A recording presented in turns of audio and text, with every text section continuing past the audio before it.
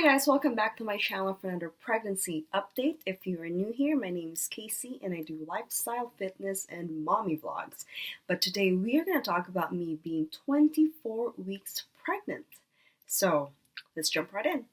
So does anyone of you know that being 24 weeks pregnant is a very important milestone? I didn't either.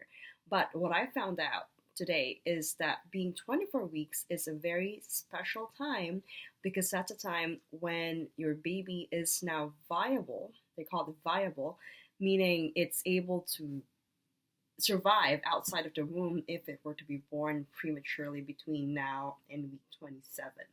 But of course, we don't want that to happen, so that's why we try to do everything in our power to not have that happen, because we just want the baby to just stay in the belly and keep cooking until it's ready to come out in the real world. But there is a silver lining in that if the baby were to come out right now, it has a really good chance of surviving. So that's a good news. So speaking of the baby, 24 weeks, the baby is now the size of a cantaloupe. See how big that is? Last week was a grapefruit and now it's a cantaloupe. It's like a little watermelon. It weighs about 1.3 pounds and 11.8 inches long. So almost a foot long. And in terms of months, 24 weeks means I am 6 months pregnant, which means we are definitely in the final stretch of the second trimester, and then in the next week or so, we will be saying hello to third trimester. So a lot of exciting things to look forward to again.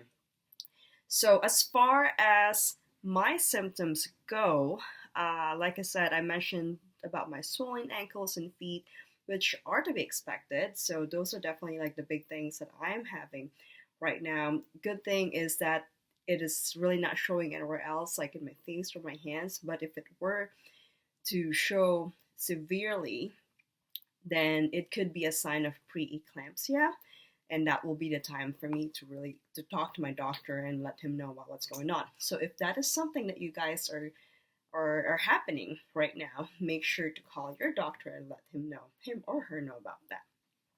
Like cramps, not so much. Back aches, not really. The linea nigra, this is like the black line that goes in the center of your belly. I know I had it last time when I was pregnant with Sophie, but this time I haven't really seen it. So, I mean, not doesn't mean that I'm not gonna get it. It just probably means that I'm gonna get it pretty soon. Stretch marks are definitely there, and it's itchy. So like, my belly, I notice is starting to really itch every now and then. I'm really trying not to scratch it. So as much as I can, I try to put a lot of lotion and oil and creams to help with the stretch marks, and as well as and the itchiness as well. So that's one way for me to deal with that. No complaints really, other than what I've mentioned in the past, like the sleeping positions. Like right now, I really have to be mindful of how I sleep. So only sleeping in my left side. And then also my center of gravity is definitely changing, like moving forward. So definitely hard for me to get out of the bed, especially in the morning when I have to get up. So definitely that's something that I am noticing that's also changing for me. So that's that.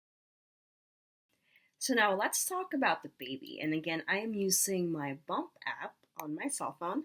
And it says here that by the end of the second trimester, the baby's heartbeat has now slowed down to 140 to 150 beats a minute. Now, I've been through so many ultrasounds with my doctor, and they keep telling me what the heartbeat is, but unfortunately, I don't really keep track, so maybe I should do better next time. So I can share what's going on there. And then the baby is also developing a sleep and wake cycles and even yawns. And like I said, mentioned in the past in my other video, that this baby is definitely awake at night and very quiet during the day. So that tells me that that's how his sleep cycles, like maybe likes to sleep during the day and likes to party at night. So we'll see. Because I also know that I heard someone said that whatever the pattern the baby was doing inside their belly is the same pattern when they were outside of the belly. So we'll see how that goes, right? And then though the baby has brows and lashes and a dusting of hair, they're still white until he or she develops. So baby is just looking more and more human-like in there. And I know at this point we can also schedule like a 3D or 4D ultrasound. I haven't really talked to Ryan about that if that's something that we want to do. But if we were to do something like that, then we can definitely see what the baby looks like. And they even said that we can even see who the baby takes after during that ultrasound. So that would be exciting. And then lastly, as the baby's brain grows more complex, he or she begin developing memory and thoughts. I don't really know what that means, but if that were true, then I hope he's building some really fun and loving memories inside mommy's belly, and that we're just really looking forward to see him when he's out and we can actually play with him in person, and we're looking forward to see how Sophie's going to react around him. So that is really all I can say about this week's pregnancy update. I just wanted to give a quick recap of what's been going on for week 24. And so there you go. Thanks again for watching if you made it this far in this video. And again, if you want to see more of my pregnancy journey, I will make sure to leave a link in the comment box so you can follow me along.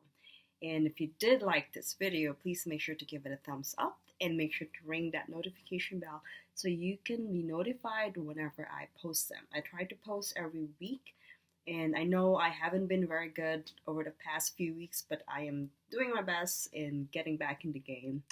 But until then, I will see you guys next time. Bye!